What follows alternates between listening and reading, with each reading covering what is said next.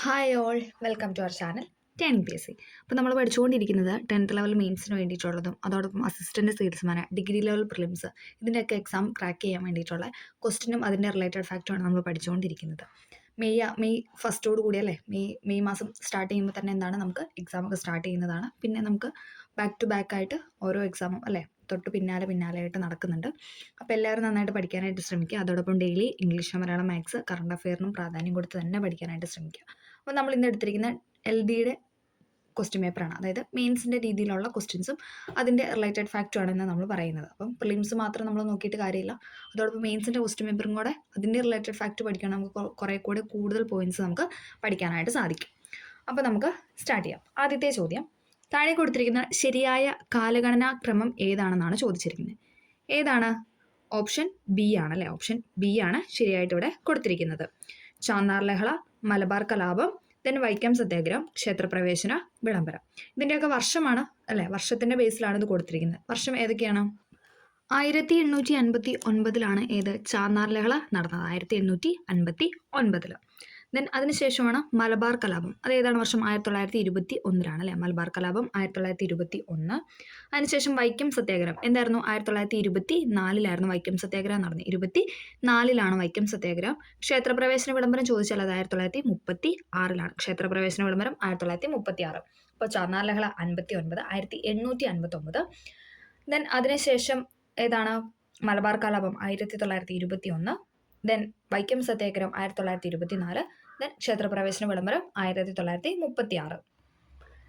ചാന്നാർ സമുദായത്തിലെ സ്ത്രീകൾക്ക് മാറുമറിക്കാനുള്ള അവകാശത്തിനായി തിരുവിതാംകൂറിൽ നടന്ന സമരമാണ് ഇത് ചാന്നാർ ലഹള എന്ന് പറയുന്നത്. വർഷം 1859.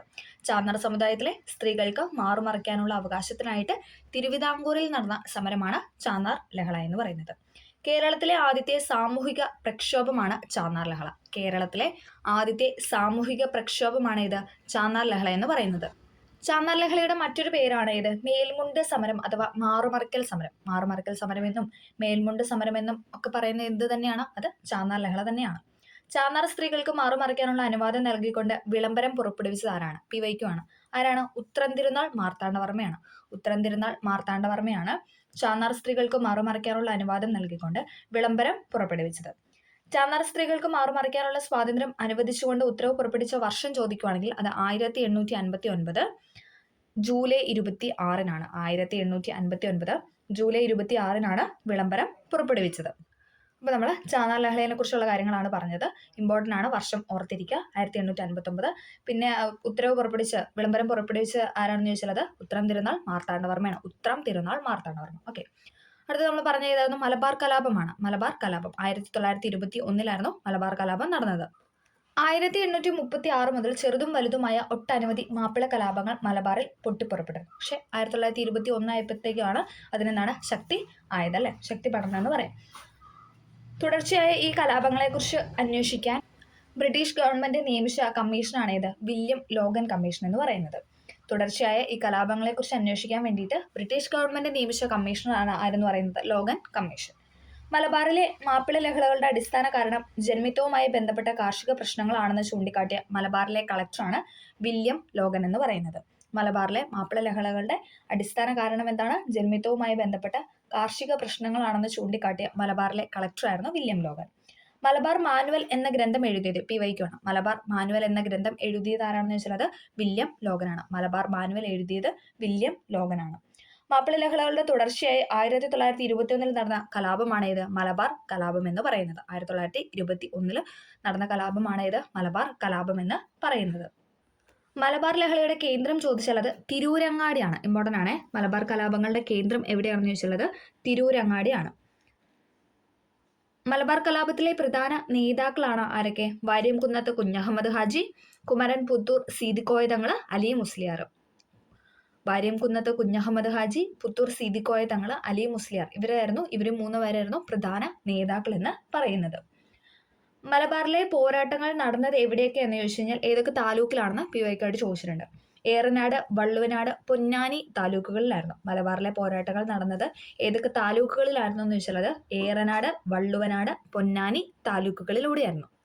മലബാർ കലാപത്തിൽ കൊല്ലപ്പെട്ട പോലീസ് മേധാവി ആരാന്ന് ചോദിച്ചാൽ അത് ഹിച്ച്കോക്കാണ് മലബാർ കലാപത്തെ തുടർന്ന് കൊല്ലപ്പെട്ട പോലീസ് മേധാവി എന്ന് പറയുന്നത്. മലബാർ കലാപം എന്ന കൃതി രചിച്ചത് ആരാണെന്ന് ചോദിച്ചിട്ടുണ്ട്. ആരാണ്? കെ മാധവൻ നായരാണ്. ഇമ്പോർട്ടൻ്റ് ആണ്, ഇനീഷ്യൽ സഹിതം പഠിക്കണം. മലബാർ കലാപം എന്ന കൃതി രചിച്ചത് കെ മാധവൻ നായർ. മലബാർ കലാപം കെ മാധവൻ നായർ. മലബാർ കലാപം പശ്ചാത്തലമാക്കി കുമാരനാശാൻ എഴുതിയ കവിതയാണ് ഏതെന്ന് പറയുന്നത്? ദുരവസ്ഥ എന്ന് പറയുന്നത്. ഇമ്പോർട്ടൻ്റ് ആണ്. മലബാർ കലാപം പശ്ചാത്തലമാക്കി കുമാരനാശാൻ എഴുതിയ കവിത ചോദിച്ചാൽ അത് ദുരവസ്ഥയാണ്.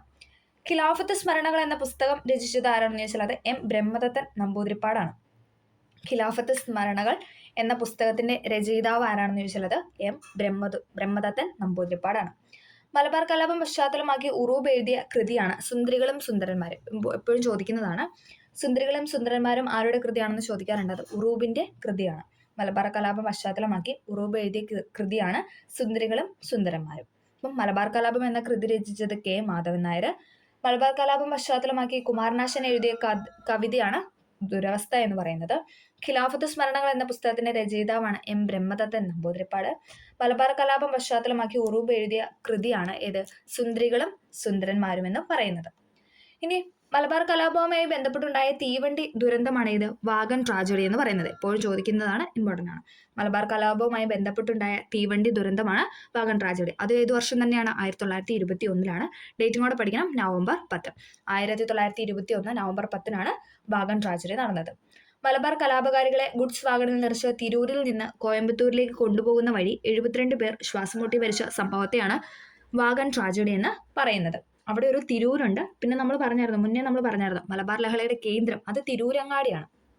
പക്ഷെ അതേസമയം വാഗൺ ട്രാജഡി അതിൽ ആ ഗുഡ്സ് വാഗണിൽ നിറച്ച് എവിടെ നിന്ന് എവിടം വരെയായിരുന്നു എന്ന് ചോദിച്ചാൽ അത് തിരൂര് മുതൽ കോയമ്പത്തൂർ വരെയാണ്. മാറിപ്പോകാതെ പഠിക്കണം. മലബാർ കലാപത്തിന്റെ കേന്ദ്രം ചോദിച്ചാൽ അത് തിരൂരങ്ങാടിയും.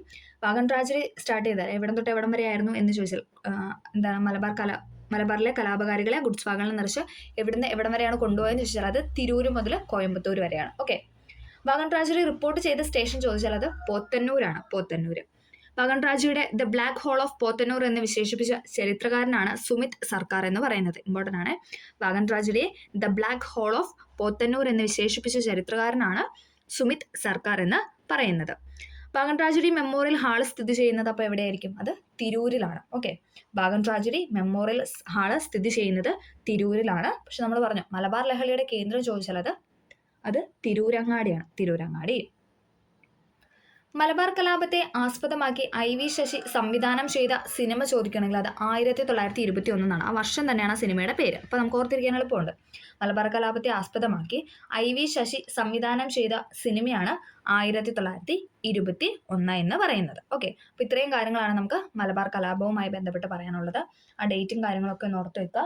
വാഗൺ ട്രാജഡി നടന്ന ഡേറ്റ് ആണ് ചോദിക്കുന്നത്. 1921 നവംബർ 10. ഇനി മലബാർ കലാപം സ്റ്റാർട്ട് ചെയ്ത അത് വർഷമാണ് ചോദിക്കാറുള്ളത് എപ്പോഴും. അത് 1921. ഓക്കെ. ആ രണ്ട് ഡേറ്റ് മാറിപ്പോകാതെ പഠിക്കാം. അടുത്തത് നമ്മൾ പറയുന്നത് ഏതാണ്? വൈക്കം സത്യാഗ്രഹത്തിനെ പറ്റിയാണ്. വൈക്കം സത്യാഗ്രഹം ഏതാണ് വർഷം? 1924. വൈക്കം സത്യാഗ്രഹം നടന്ന വർഷമാണ് 1924 എന്ന് പറയുന്നത്. ഇന്ത്യയിൽ അയിത്തത്തിനെതിരായി നടന്ന ആദ്യത്തെ സംഘടിത സമരമാണ് വൈക്കം സത്യാഗ്രഹം എന്ന് പറയുന്നത്. വൈക്കം സത്യാഗ്രഹം നടന്ന ക്ഷേത്രം ചോദിക്കണമെങ്കിൽ അത് വൈക്കം മഹാദേവ ക്ഷേത്രമാണ്. എല്ലാവർക്കും അറിയാവുന്ന പോയിന്റാണ്. വൈക്കം സത്യാഗ്രഹത്തിന് നേതൃത്വം നൽകിയ നേതാക്കൾ ചോദിക്കുകയാണെങ്കിൽ അത് ഇമ്പോർട്ടൻ്റ് ആയ നേതാവാണ്. ഇതെന്നാണ് പ്രധാന നേതാവാണ് TK മാധവൻ എന്ന് പറയുന്നത്. അതോടൊപ്പം KK എളപ്പൻ, CV കുഞ്ഞിരാമൻ, KP കേശവമേനോനും കൂടി ഉണ്ടായിരുന്നു. പ്രധാന നേതാവ് ചോദിച്ചാൽ അത് എപ്പോഴും TK മാധവനാണ്. അത് അവരുടെ ഒപ്പം തന്നെ എന്താണ് KK എളപ്പനും CV കുഞ്ഞിരാമനും KP കേശവമേനോനും കൂടി ഉണ്ട്. അപ്പം വൈക്കം സത്യാഗ്രഹത്തിന് നേതൃത്വം നൽകിയ പ്രധാന നേതാക്കളാണ് TK Madhavan, KK എളപ്പൻ, CV Kunhiraman, KP Kesava Menon.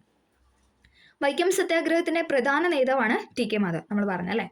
അയിത്തോച്ചാടനത്തിനെതിരായ പ്രമേയം പാസാക്കിയ കോൺഗ്രസിന്റെ സമ്മേളനം ചോദിക്കാറുണ്ട്. അത് ഏതാണ്? 1923 നടന്ന കാക്കിനാട സമ്മേളനമാണ്. 24 വൈക്കം സത്യാഗ്രഹം. അപ്പോൾ നമുക്ക് കണക്ട് ചെയ്യാൻ തൊട്ട് മുന്നത്തെ വർഷം, അതായത് തൊട്ട് മുന്നത്തെ കോൺഗ്രസ് സമ്മേളനം അതേതായിരിക്കും? 1923 സമ്മേളനം നടന്ന സ്ഥലം ചോദിക്കുകയാണെങ്കിൽ അത് കാക്കിനാടയിലാണ്. കാക്കിനാട. അയിത്തോച്ചാടനത്തിനെതിരെ പ്രമേയം പാസാക്കിയ കോൺഗ്രസിന്റെ സമ്മേളനമാണ് കാക്കിനാട സമ്മേളനം എന്ന് പറയുന്നത്. പ്രമേയം പാസ്സാക്കാൻ മുൻകൈ എടുത്തത് ആരാണ്? അത് TK മാധവനാണ്. അതുകൊണ്ട് തന്നെയാണ് നമ്മൾ വൈക്കം സത്യാഗ്രഹത്തിന്റെ പ്രധാന നേതാവ് എന്ന് പറയുന്നത് TK മാധവനായിട്ട് പറയുന്നത്. പിന്നെ PSC എപ്പോഴും ചോദിക്കുന്ന മറ്റൊരു ചോദ്യമാണ് വൈക്കം സത്യാഗ്രഹവുമായി ബന്ധപ്പെട്ട് വൈക്കത്ത് നിന്നും തിരുവനന്തപുരത്തേക്ക് സംഘടിപ്പിച്ച ജാഥയാണ് സവർണ ജാഥ. ഈ സവർണ ജാഥയ്ക്ക് നേതൃത്വം നൽകിയത് ആരാണെന്ന് ചോദിക്കാറുണ്ട്. ആരാണ്? മന്നത്ത് പത്മനാഭനാണ്. വൈക്കം സത്യാഗ്രഹവുമായി ബന്ധപ്പെട്ട് വൈക്കത്ത് നിന്നും തിരുവനന്തപുരത്തേക്ക് സംഘടിപ്പിച്ച ജാഥയാണ് സവർണ ജാഥ എന്ന് പറയുന്നത്. സവർണ ജാഥയ്ക്ക് നേതൃത്വം നൽകിയത് മന്നത്ത് പത്മനാഭനാണ്. ആരുടെ നിർദ്ദേശപ്രകാരമാണ് സവർണ ജാഥ സംഘടിപ്പിക്കപ്പെട്ടതെന്ന് ചോദിച്ചാലോ അത് ഗാന്ധിജിയുടെ നിർദ്ദേശപ്രകാരമാണ്. ഗാന്ധിജിയുടെ നിർദ്ദേശപ്രകാരമാണ് സവർണ ജാഥ സംഘടിപ്പിക്കപ്പെട്ടത്. നേതൃത്വം കൊടുത്ത ആരാണെന്ന് വെച്ചാൽ അത് മന്നത്ത് പത്മനാഭനാണ്. എവിടം തൊട്ട് എവിടം വരെ എന്ന് ചോദിച്ചാൽ വൈക്കത്ത് നിന്നും തിരുവനന്തപുരത്തേക്കാണ്.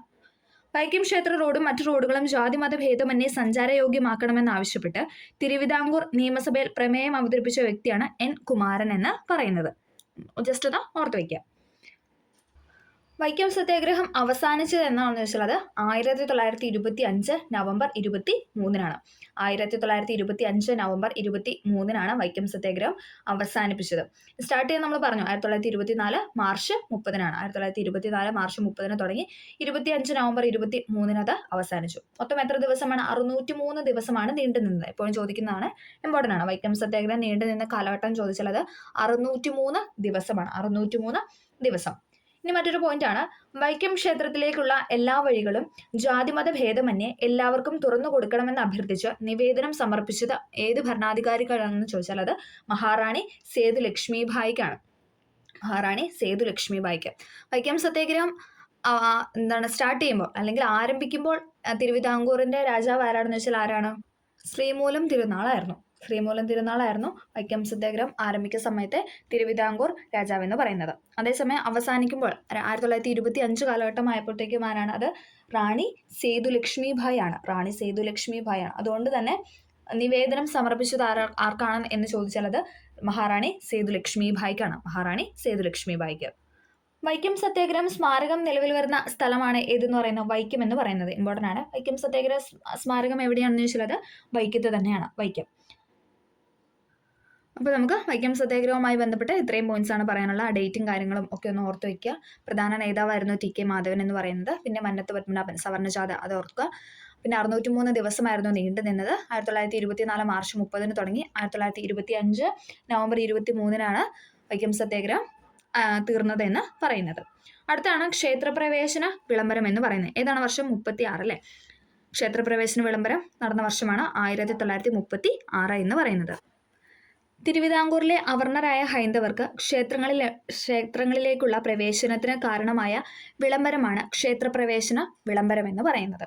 തിരുവിതാംകൂറിലെ അവർണരായ ഹൈന്ദവർക്ക് ക്ഷേത്രങ്ങളിലേക്കുള്ള പ്രവേശനത്തിന് കാരണമായ വിളംബരമാണ് ക്ഷേത്രപ്രവേശന വിളംബരം എന്ന് പറയുന്നത്.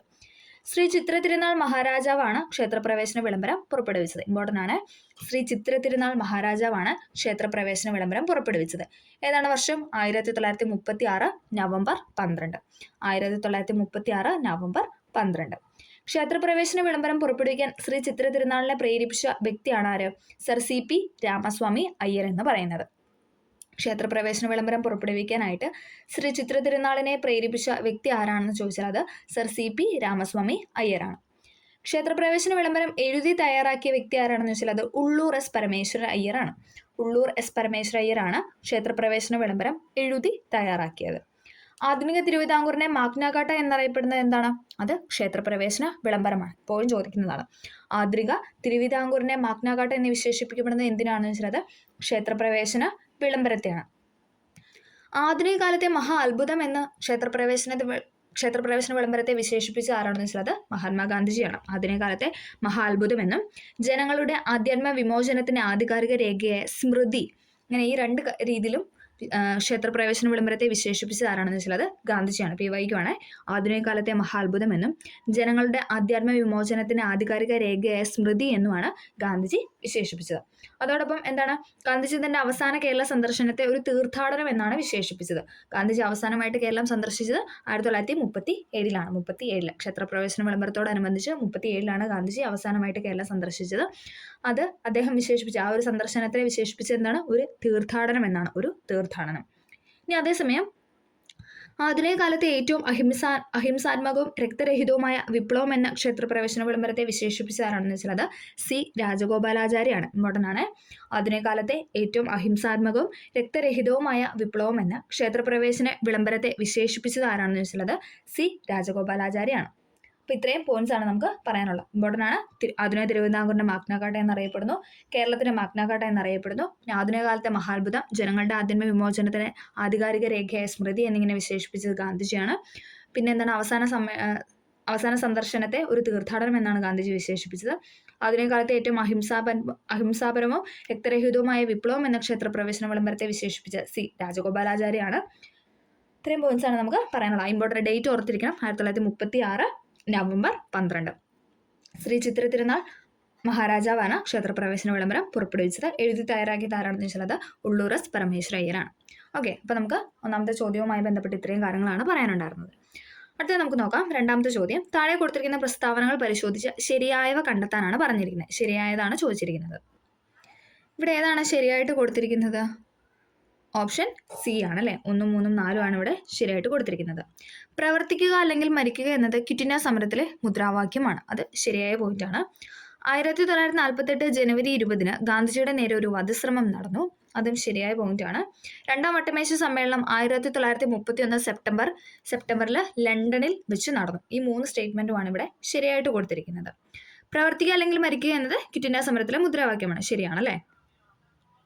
ക്രിപ്സ് മിഷന്റെ പരാജയത്തെ തുടർന്ന് കോൺഗ്രസ് ആരംഭിച്ച സമരമാണ് ഇത് ക്വിറ്റ് ഇന്ത്യ സമരം എന്ന് പറയുന്നത്. 1942 ക്രിപ്സ് മിഷന്റെ പരാജയത്തെ തുടർന്ന് കോൺഗ്രസ് ആരംഭിച്ച സമരമാണ് ക്വിറ്റ് ഇന്ത്യ സമരം എന്ന് പറയുന്നത്. ഇന്ത്യൻ സ്വാതന്ത്ര്യ സമര ചരിത്രത്തിലെ അവസാനത്തെ ബഹുജന പ്രക്ഷോഭം എപ്പോഴും ചോദിക്കുന്നതാണ്. ഇന്ത്യൻ സ്വാതന്ത്ര്യ സമര ചരിത്രത്തിലെ അവസാനത്തെ ബഹുജന പ്രക്ഷോഭമാണ് ഇത് ക്വിറ്റ് ഇന്ത്യ സമരം എന്ന് പറയുന്നത്. ക്വിറ്റ് ഇന്ത്യ എന്ന വാക്കിന് രൂപം കൊടുത്ത ആരാണെന്ന് വെച്ചാൽ അത് യൂസഫ് മെഹർ അലിയാണ്. ഇമ്പോർട്ടൻ്റ് ആണ്. ക്വിറ്റ് ഇന്ത്യ എന്ന വാക്കിന് രൂപം കൊടുത്ത വ്യക്തിയാണ് ആര്? യൂസഫ് മെഹർ അലി എന്ന് പറയുന്നത്. ക്വിറ്റ് ഇന്ത്യ പ്രസ്ഥാനം അറിയപ്പെടുന്ന മറ്റൊരു പേരാണ് ഓഗസ്റ്റ് ക്രാന്തി എന്ന് പറയുന്നത്, അല്ലെങ്കിൽ ഓഗസ്റ്റ് വിപ്ലവം എന്നൊക്കെ അറിയപ്പെടുന്നത് ക്വിറ്റ് ഇന്ത്യ സമരത്തെയാണ്. ഓഗസ്റ്റ് ക്രാന്തി അല്ലെങ്കിൽ ഓഗസ്റ്റ് വിപ്ലവം എന്നൊക്കെ അറിയപ്പെടുന്നത് ക്വിറ്റ് ഇന്ത്യ സമരത്തെയാണ്. ക്വിറ്റ് ഇന്ത്യ എന്ന ആശയം അവതരിപ്പിക്കപ്പെട്ട ഗാന്ധിജിയുടെ ദിനപത്രമാണ് ഹരിജൻ. ഇമ്പോർട്ടൻ്റ് ആണ്. ക്വിറ്റ് ഇന്ത്യ എന്ന ആശയം, അങ്ങനെ ഒരു കാര്യം അല്ലെങ്കിൽ അങ്ങനെ ഒരു ആശയം അവതരിപ്പിക്കപ്പെട്ട ഗാന്ധിജിയുടെ ദിനപത്രമാണ് ഇത് ഹരിജൻ എന്ന് പറയുന്നത്. ക്വിറ്റ് ഇന്ത്യ പ്രമേയം പാസ്സാക്കിയ കോൺഗ്രസിന്റെ സമ്മേളനം നടന്നത് എവിടെയാണെന്ന് വെച്ചാൽ അത് ബോംബെയിലായിരുന്നു. ക്വിറ്റ് ഇന്ത്യ പ്രമേയം പാസ്സാക്കിയ കോൺഗ്രസിന്റെ സമ്മേളനം നടന്ന സ്ഥലം ചോദിക്കുകയാണെങ്കിൽ അത് ബോംബെ സമ്മേളനമായിരുന്നു. ക്വിറ്റ് ഇന്ത്യ പ്രമേയം പാസ്സാക്കപ്പെട്ടത് ബോംബെയിലെ ഗോവാലിയ ടാങ്ക് മൈതാനത്ത് വെച്ചാണ്. ഇമ്പോർട്ടൻ്റ് ആണ്. ബോംബെയിലെ ഗോവാലിയ ടാങ്ക് മൈതാനത്ത് വെച്ചിട്ടായിരുന്നു ക്വിറ്റ് ഇന്ത്യ പ്രമേയം പാസ്സാക്കപ്പെട്ടത്. ക്വിറ്റ് ഇന്ത്യ പ്രമേയം അവതരിപ്പിച്ച നേതാവ് ചോദിക്കുകയാണെങ്കിൽ അത് ജവഹർലാൽ നെഹ്റു ആണ്, ഗാന്ധിജി അല്ല. ക്വിറ്റ് ഇന്ത്യ പ്രമേയം അവതരിപ്പിച്ച നേതാവാണെങ്കിൽ അത് ജവഹർലാൽ നെഹ്റു ആണ്. ക്വിറ്റ് ഇന്ത്യ സമരവുമായി ബന്ധപ്പെട്ട് ഗാന്ധിജി അറസ്റ്റ് വരിച്ച വർഷം ചോദിക്കുകയാണെങ്കിൽ അത് 1942 ഓഗസ്റ്റ് 8 ആണ്. PSCയുടെ ഉത്തരം എന്ന് പറയുന്നത് 1942 ഓഗസ്റ്റ് 8 ആണ്. പക്ഷെ നമ്മുടെ SCRT-യിലൊക്കെ തന്നിരിക്കുന്നത് ഓഗസ്റ്റ് 9 ആയിട്ടാണ്. ഓക്കെ, അപ്പോൾ PSC എപ്പോഴും തരുന്നത് ഓഗസ്റ്റ് 8 ആണ്. അപ്പോൾ അത് പഠിച്ചിരിക്കാനായിട്ട് ശ്രമിക്കുക. ഓഗസ്റ്റ് 8. ക്വിറ്റ് ഇന്ത്യ സമരവുമായി ബന്ധപ്പെട്ട് ഗാന്ധിജി അറസ്റ്റ് വരിച്ച വർഷമാണ് 1942 ഓഗസ്റ്റ് 8 എന്ന് പറയുന്നത്. ക്വിറ്റ് ഇന്ത്യ സമരകാലത്ത് ഗാന്ധിജി ഉയർത്തിയ ആഹ്വാനമാണ് ഏതെന്ന് പറയുന്നത്? പ്രവർത്തിക്കുക അല്ലെങ്കിൽ മരിക്കുക. നമ്മുടെ സ്റ്റേറ്റ്മെന്റ് അതാണ് അല്ലേ. പ്രവർത്തിക്കുക അല്ലെങ്കിൽ മരിക്കുക, do or die. Quit India സമരകാലത്ത് ഗാന്ധിജി ഉയർത്തിയ ആഹ്വാനമാണ് പ്രവർത്തിക്കുക അല്ലെങ്കിൽ മരിക്കുക എന്ന് പറയുന്നത്. ക്വിറ്റ് ഇന്ത്യ സമരകാലത്ത് ഒളിവിൽ നിന്നുകൊണ്ട് പ്രവർത്തനങ്ങൾക്ക് നേതൃത്വം കൊടുത്തത് ആരൊക്കെയാണെന്ന് ചോദിച്ചാൽ അത് ജയപ്രകാശ് നാരായണൻ, അച്യുത് പട്വർദ്ധൻ, രാം മനോഹർ ലോഹ്യ, ബിജു പട്നായിക് ആണ്. അതിൽ ഇമ്പോർട്ടൻ്റ് ആയ ഒരു നേതാവാണ് ആര്? ജയപ്രകാശ് നാരായണൻ എന്ന് പറയുന്നത്. ക്വിറ്റ് ഇന്ത്യ സമര നായകൻ എന്നാണ് ജയപ്രകാശ് നാരായണനെ വിശേഷിപ്പിക്കുന്നത്. PYQ-ആണ്. ഇനി ക്വിറ്റ് ഇന്ത്യ സമര നായിക എന്ന് പറയുന്നത് അതാരാണ്? അത് അരുണ ആസഫ് അലിയാണ്. ക്വിറ്റ് ഇന്ത്യ സമര നായിക എന്ന് വിശേഷിപ്പിച്ചത് അരുണ ആസഫ് അലിയും. ക്വിറ്റ് ഇന്ത്യ സമര നായകൻ എന്നറിയപ്പെടുന്ന അത് ജയപ്രകാശ് നാരായണനുമാണ്. അപ്പോൾ അതൊന്ന് ഓർത്തിരിക്കുക. ക്വിറ്റ് ഇന്ത്യ പ്രമേയം അവതരിപ്പിച്ച ഡേറ്റ് 1942 ഓഗസ്റ്റ് 8 ആണ്. നമ്മൾ പറഞ്ഞു അന്നാണ് ഗാന്ധിജി അറസ്റ്റ് വരിച്ചത്. ക്വിറ്റ് ഇന്ത്യ പ്രക്ഷോഭം ആരംഭിച്ച ദിവസം ഓഗസ്റ്റ് 9, തൊട്ടടുത്ത ദിവസമാണ് ക്വിറ്റ് ഇന്ത്യ പ്രക്ഷോഭം ആരംഭിച്ചത്.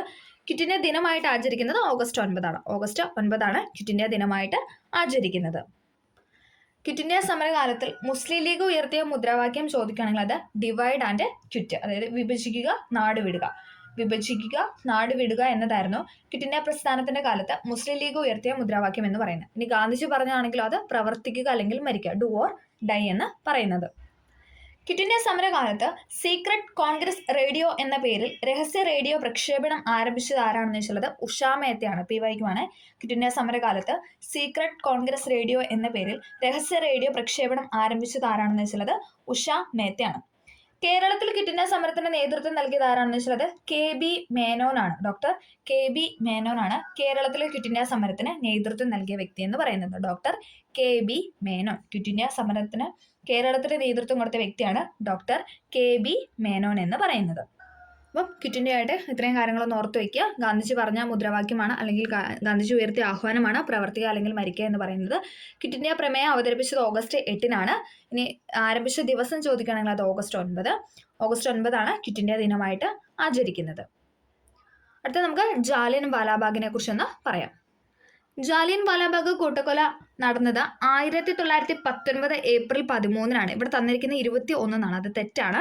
1919 ഏപ്രിൽ 13-നാണ് ജാലിയൻ വാലാബാഗ് കൂട്ടക്കൊല നടന്നത്. ജാലിയൻ വാലാബാഗ് കൂട്ടക്കൊല നടന്ന സ്ഥലം ചോദിക്കുകയാണെങ്കിൽ അത് പഞ്ചാബിലെ അമൃത്സറിലാണ് ജാലിയൻ വാലാബാഗ് കൂട്ടക്കൊല നടന്ന സ്ഥലം എന്ന് പറയുന്നത്. ജാലിയൻ വാലാബാഗ് കൂട്ടക്കൊലയ്ക്ക് കാരണമായ ഒരു നിയമമുണ്ട്. ഏതാണ്? കരിനിയമം എന്നൊക്കെ അറിയപ്പെടുന്ന റൗലറ്റ് ആക്ട് അല്ലെ. കരിനിയമം എന്ന റൗലറ്റ് ആക്ടിനെ വിശേഷിപ്പിച്ചതാണെന്ന് വെച്ചത് ഗാന്ധിജിയാണ്. അപ്പം റൗലറ്റ് ആക്ട് കരിനിയമത്തിനെതിരെ നടന്നതാണ് എന്ന് പറയുന്നത് ജാലിയൻ വാലാബാഗ് കൂട്ടക്കൊല എന്ന് പറയുന്നത്. പഞ്ചാബിൽ റൗലറ്റ് വിരുദ്ധ സമരങ്ങൾക്ക് നേതൃത്വം കൊടുത്ത വ്യക്തികളാണ് ഡോക്ടർ സത്യപാലും ഡോക്ടർ സെയ്ഫുദ്ദീൻ കിച്ചിലുവും. ഇമ്പോർട്ടൻ്റ് ആണ്. ഡോക്ടർ സത്യപാലും ഡോക്ടർ സെയ്ഫുദ്ദീൻ കിച്ചിലുവുമായിരുന്നു പഞ്ചാബിലെ റൗലറ്റ് വിരുദ്ധ സമരങ്ങൾക്ക് നേതൃത്വം നൽകിയത്. ജാലിയൻ വാലാബാഗ് കൂട്ടക്കൊലയ്ക്ക് നേതൃത്വം നൽകിയ ബ്രിട്ടീഷ് ഓഫീസറാണ് ജനറൽ റെജിനാൾഡ് ഡയർ എന്ന് പറയുന്നത്. ജനറൽ റെജിനാൾഡ് ഡയർ ആണ് ജാലിയൻ വാലാബാഗ് കൂട്ടക്കൊലയ്ക്ക് നേതൃത്വം നൽകിയ ബ്രിട്ടീഷ് ഓഫീസർ എന്ന് പറയുന്നത്. ഇനി അതേസമയം ജാലിയൻ വാലാബാഗ് കൂട്ടക്കൊല നടക്കുമ്പോൾ പഞ്ചാബിലെ ഗവർണർ ആരായിരുന്നു എന്ന് വെച്ചാൽ അത് മൈക്കിളോ ഡയർ ആണ്. പഞ്ചാബിലെ ഗവർണർ എന്ന് പറയുന്നത് മൈക്കിളോ ഡയർ. ആ സമയത്ത് കൂട്ടക്കൊലയ്ക്ക് നേതൃത്വം നൽകിയ ബ്രിട്ടീഷ് ഓഫീസർ ചോദിക്കുകയാണെങ്കിൽ അത് റെജിനാൾഡ് ഡയറുമാണ്. ജാലിയൻ വാലാബാഗ് കൂട്ടക്കൊലയെക്കുറിച്ച് അന്വേഷിക്കാൻ നിയോഗിക്കപ്പെട്ട കമ്മീഷനാണ് ഇത് ഹണ്ടർ കമ്മീഷൻ എന്ന് പറയുന്നത്. എപ്പോഴും ചോദിക്കുന്നതാണ്. ജാലിയൻ വാലാബാഗ് കൂട്ടക്കൊലയെക്കുറിച്ച് അന്വേഷിക്കാൻ നിയോഗിക്കപ്പെട്ട കമ്മീഷനാണ് ഇത് ഹണ്ടർ കമ്മീഷൻ എന്ന് പറയുന്നത്. വർഷം ചോദിച്ചാലോ 1919 ഒക്ടോബർ 14-നാണ്. 1919 ഒക്ടോബർ 14-നാണ് ഹണ്ടർ കമ്മീഷനെ നിയോഗിച്ചത്.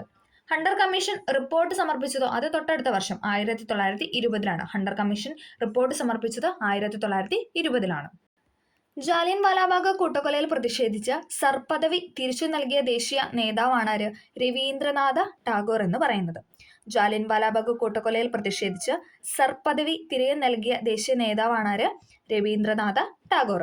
ഇനി കൈസറി ഹിന്ദ് ബഹുമതി തിരിച്ചു നൽകിയത് ആരാണെന്ന് വെച്ചാൽ അത് ഗാന്ധിജിയും സരോജിനി നായിഡുവുമാണ്. ഗാന്ധിജി മാത്രമല്ല, സരോജിനി നായിഡുവും കൂടെയുണ്ട്, ഓർത്തു വയ്ക്കുക.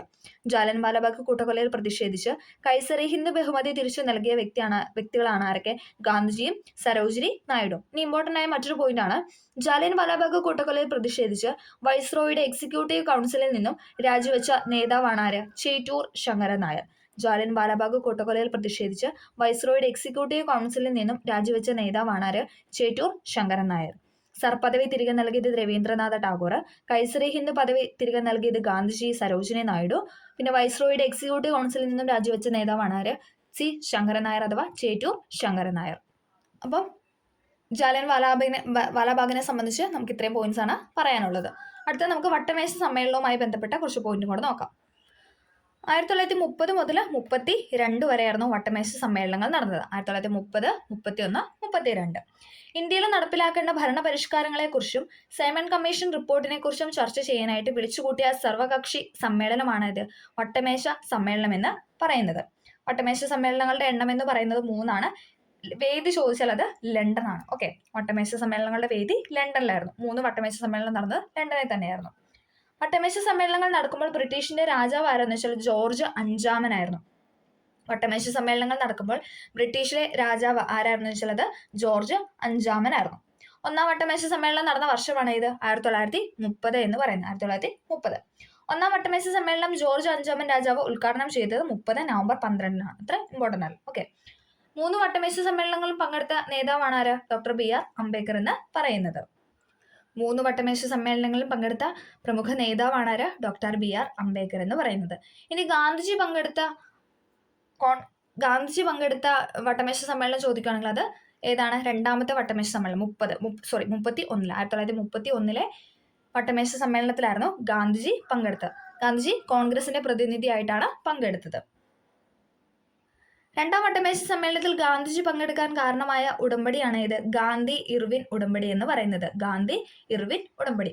ഗാന്ധിജിയും വൈസ്രോയിയായ ഇർവിനും ഡൽഹിയിൽ നടത്തിയ ചർച്ചയുടെ ഫലമായി രൂപം കൊണ്ട ഉടമ്പടിയാണ് ഇത് ഗാന്ധി ഇർവിൻ ഉടമ്പടി എന്ന് പറയുന്നത്.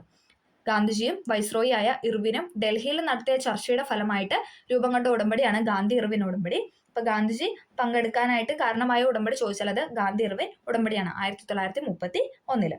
രണ്ടാം വട്ടമേശ സമ്മേളനത്തിൽ ഭാരതീയ സ്ത്രീകളെ പ്രതിനിധാനം ചെയ്ത് പങ്കെടുത്ത വ്യക്തിയാണ് ആര്? സരോജിനി നായിഡു എന്ന് പറയുന്നത്. ഇപ്പൊ ഗാന്ധിജി ഉണ്ടായിരുന്നു, അതോടൊപ്പം സരോജിനി നായിഡു ഉണ്ടായിരുന്നു. ഭാരതീയ സ്ത്രീകളെ പ്രതിനിധാനം ചെയ്ത് പങ്കെടുത്ത വ്യക്തിയാണ് ആര്? സരോജിനി നായിഡു എന്ന് പറയുന്നത്. രണ്ടാം വട്ടമേശ സമ്മേളനത്തിൽ ഗാന്ധിജിയുടെ ഉപദേഷ്ടാവ് ആരായിരുന്നു വെച്ചാൽ അത് മദൻ മോഹൻ മാളവിയാണ്. രണ്ടാം വട്ടമേശ സമ്മേളനത്തിൽ ഗാന്ധിജിയുടെ ഉപദേഷ്ടാവ് ആരായിരുന്നു എന്ന് ചോദിച്ചാൽ അത് മദൻ മോഹൻ മാളവിയാണ്. ഇനി മൂന്നാം വട്ടമേശ സമ്മേളനം ഏതാണ് വർഷം? 32 1932 32 നവംബർ 17 ആരംഭിച്ചത്. മൂന്നാം വട്ടമേശ സമ്മേളനത്തിന് കാലയളവ് ചോദിച്ചാൽ 17 മുതൽ 24 വരെ. 1932 നവംബർ 17 മുതൽ ഡിസംബർ 24 വരെയായിരുന്നു. മൂന്നാം വട്ടമേശ സമ്മേളനത്തിൽ എത്തിയ പ്രതിനിധികളുടെ എണ്ണം എന്ന് പറയുന്നത് 46 ആയിരുന്നു. 46. മൂന്നാം വട്ടമേശ സമ്മേളനത്തിൽ പങ്കെടുക്കാതിരുന്ന ബ്രിട്ടീഷ് രാഷ്ട്രീയ പാർട്ടിയായിരുന്നു ലേബർ പാർട്ടി എന്ന് പറയുന്നത്.